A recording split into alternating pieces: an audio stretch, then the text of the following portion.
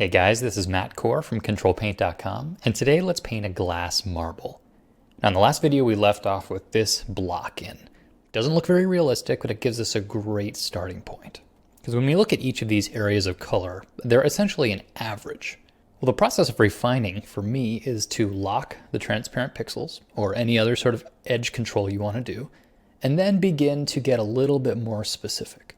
So for instance, near the top of this, it gets a little bit darker. So I can use the brush tool and select the color that I already have here, and then just make it a little bit darker. So as I paint that in, I'm using the lock transparent pixels to help me paint inside the lines. But you can see that selecting that color was a lot easier than just starting from scratch. I can also say that there's a reflection of the camera right here in the center, and that it's a little bit lighter. So I'd select the color as a starting point here, and then I'd move it a little bit lighter and maybe a little bit less saturated. So I'm really looking at relative color. I'm not just picking each color from the vacuum. Instead, I'm using the surrounding colors as a reference point.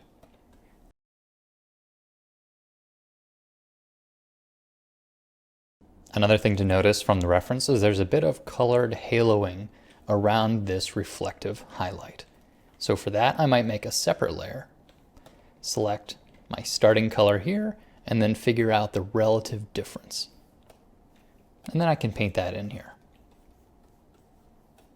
If I want to make it a little bit brighter still, I can nudge that color a little bit and continue to paint. And if I wanted to, this is when I could begin to add detail. So here I'm using a very basic airbrush, but I could instead use a brush that has a little bit more texture to it. And so in this way, I'm not just picking an accurate color, I'm also considering the sort of brush texture.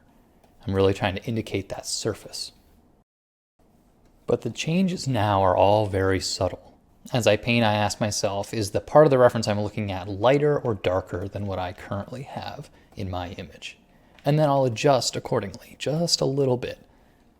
So I'll often start by selecting the color and then move it either a little bit up or a little bit down. But for the time being, I'm still going to keep these as separate layers. So here I have a single layer that is this dark area. So I'm going to paint below that. Now I'm going to start working on the lighter area.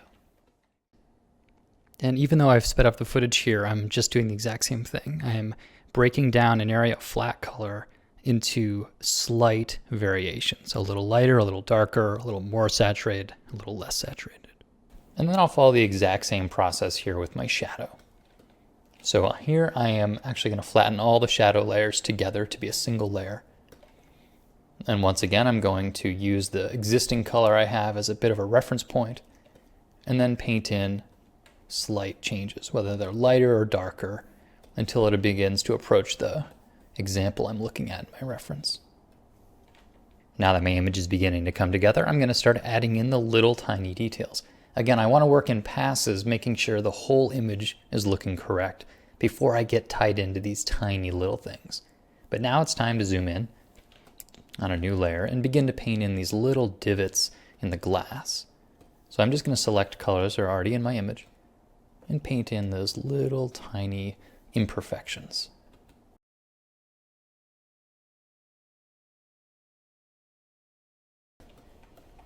So once you've got all the correct colors laid in, then the next step is just to blend between them.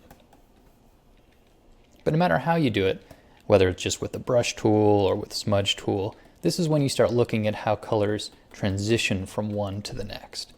Sometimes it might be soft, sometimes it might be hard, and that says a lot about the material and the type of lighting.